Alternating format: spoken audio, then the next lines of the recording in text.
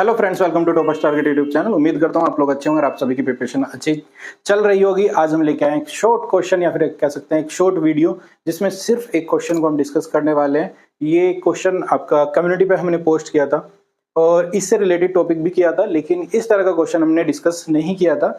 और हमने देखा कि जो आपके परसेंटेज ऑफ रिजल्ट्स हैं या फिर कह सकते हैं ऑप्शन सिलेक्शन है, उससे आपको जो ऑप्शंस दिख रहा है 77% लोग कहते हैं कि ये वाला ऑप्शन सही होगा, जिसकी क्या है जो कि आंसर गलत है। इसी को लेके क्वेश्चन को हम डिस्कस करने इस वीडियो में आए हैं, क्योंकि ये क्वेश्चन काफी लोगों का गलत है। तो देखते हैं कि ये क्वेश्चन करना कैसे होता है या फिर ये कैसे, और क्वेश्चन किससे रिलेटेड है। जैसे कि आप टॉपिक देखेंगे, ये है यूनिट डिजिट, इकाई का अंक। इस क्वेश्चन को अलग अलग तरीके से आपको देखने को मिल जाता है। सिंपली आपको एक नंबर दे दिया जाएगा और उसका क्या है पूछा जाएगा यूनिट डिजिट।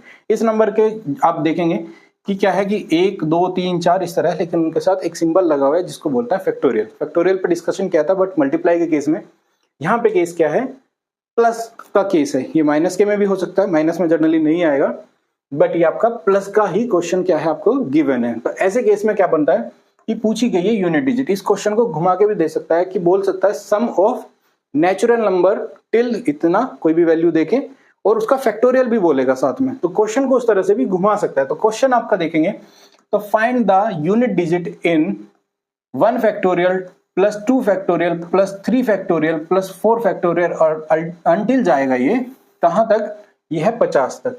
तो आपको फैक्टोरियल का केस जैसे कि हमने बताया था, अगर 1 फैक्टोरियल को आप ओपन करेंगे तो ये बनेगा 1, 2 फैक्टोरियल को अगर आप ओपन करेंगे तो ये बनेगा 2 इंटू 1, 3 फैक्टोरियल को अगर आप ओपन करते हैं तो ये बनेगा 3 इंटू 2 इंटू 1, 4 फैक्टोरियल को अगर आप ओपन करते हैं तो ये बनता है 4 इंटू 3 इंटू 2 इंटू 1, 5 फैक्टोरियल को अगर ओपन करते हैं तो ये बनेगा 5 इंटू 4 इंटू 3 इंटू 2 इंटू 1। सिर्फ इतना ही ओपन करने की जरूरत होती है इस क्वेश्चन के लिए। इससे एक्सटेंड करने की, आगे करने की 6 या 7 की जरूरत भी नहीं है। देखिए क्यों, अगर 5 का केस लेते हैं, हमारे क्वेश्चन में 50 तक है, 50 तक सभी ओपन नहीं करने, इतनी बड़ी कैलकुलेशन नहीं करनी। सिंपली आपको 5 देखना है, समझने के लिए 5 है। बाकी अगर आपको ट्रिक पता है तो आपको कुछ भी देखने की यहाँ जरूरत नहीं पड़ती। 5 के केस में हमने आपको बताया हुआ है कि 5 की अगर मल्टीप्लाई किसी भी इवन नंबर से होगी तो वहां से यूनिट डिजिट जो बनेगी, यूनिट डिजिट जो बनती है वो बनती है हमेशा 0। ये बनेगी 0, क्योंकि अगर आप देखें 2 से मल्टीप्लाई करें या 4 से, यहां से बनेगा 4 पंजे 20, 20 में यूनिट डिजिट क्या आई आपकी 0।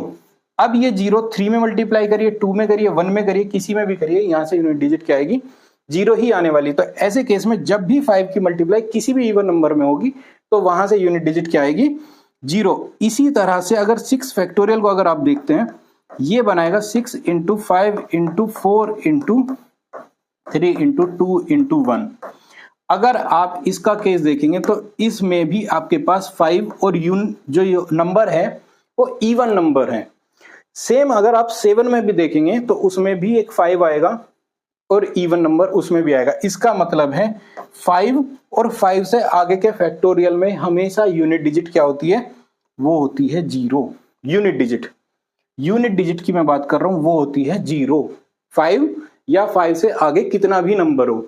तो इसके केस में अगर आप देखेंगे, यहां से लेके यहां तक की यूनिट जो डिजिट है वो क्या आएगी आपकी 0। सिर्फ हमें कहां से कहां तक की कैलकुलेट करनी है, वो करनी है आपकी 1 से लेके 4 तक, और उसी को हमें जोड़ देना है। सिंपल है। अब आपको यहां से क्या है, आपका 1 ऑलरेडी बना है, ये आपका 2 यहां से बना है। यहां से अगर आप इसको फैक्टोरियल को ओपन करते हैं, ये बनता है आपका 6, और यहां करते हैं तो आपका बना 24। अगर आप इनको सभी को जोड़ देंगे, ओके, आप अगर यहां सभी को जोड़ देते हैं तो 24 और 6 आपका 30 और 3 आपका बना 33। ये आपका टोटल जो बना है वो है टोटल 33, और ये आपकी बनी यूनिट डिजिट, और यूनिट डिजिट आपकी क्या बनी, वो बनी 3, और यही आपका क्या है आंसर। और अगर आप क्वेश्चन में भी देखेंगे तो आपको ऑप्शन में कौन सा लगाना था, वो लगाना था 3 नंबर पर, लेकिन क्या है वो सिर्फ 12% कैंडिडेट ही आंसर दे रहे थे। तो इस तरह के क्वेश्चंस को इस तरह से सोल्व करना होता है। और हमने इस वीडियो में भी ये देखा कि ये क्वेश्चन कैसे सोल्व होना था। उम्मीद करता हूँ ये क्वेश्चन अब आगे अगर आपको एग्जाम में कभी देखने को मिलता है तो आपसे गलती नहीं होगी। इवन मल्टीप्लाई के क्वेश्चन में भी आप फैक्टोरियल का केस इजीली सोल्व कर पाएंगे। इसी तरह बाकी जो क्वेश्चन हमने कम्युनिटी में पेश किए हैं या फिर आगे शेयर करने वाले हैं, उनको अगर लगता है कि कैंडिडेट्स को वीडियो रिक्वायर्ड है आंसर्स के लिए तो हम डेफिनेटली उस पर वीडियो भी लाएंगे। आपकी कोई क्वेश्चन क्वेरी है तो वो भी आप हमसे शेयर कर सकते हैं। बाकी हमारे जो एप्लीकेशन है वहाँ पे भी आप जा सकते हैं, वहाँ पे एक DSSB का कोर्स ऑलरेडी रनिंग है, या फिर आप कह सकते हैं TGT केमिस्ट्री का आपके पास रनिंग कोर्स है जो कि आपको बहुत बेनिफिट देगा आपके KVS DSSB जैसे एग्जाम में। तो उम्मीद करता हूँ आज की वीडियो इन्फॉर्मेटिव रही होगी और मिलता है नेक्स्ट वीडियो में नेक्स्ट टॉपिक के साथ। तब तक के लिए आप हमारे चैनल को सब्सक्राइब करिएगा, वीडियो को लाइक करिएगा और शेयर करिएगा। जय हिंद, जय भारत।